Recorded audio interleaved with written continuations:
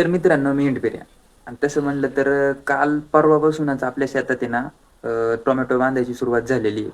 आणि एक वरचं वावर लावून झालं आणि खालच्या वावराला जराशी की ना आज सुतळी कमी पडली आहे.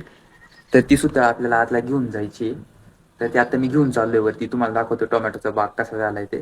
सुतळ बाचक्यात भरली, गाडी टाकली आणि डायरेक्ट शेताला घेऊन आलो. बायांची सुतळ संपली होती तर ती त्यांना वाटायची होती, पण मी वाटायचं सोडून ब्लॉगसाठी व्हिडिओ काढत होतो.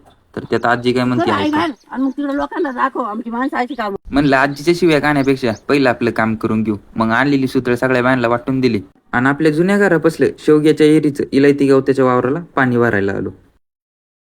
तर मित्रांनो, पाणी भरायला आलोय, पण ऊन मोकार लागत आहे. आणि इथल्या एवढ्या आमच्या ह्या 3 वावरांमध्ये ना बसायला सावली कुठंच नाही. झाडाची सावली म्हणायची अशी सपारी पार काहीच नाही.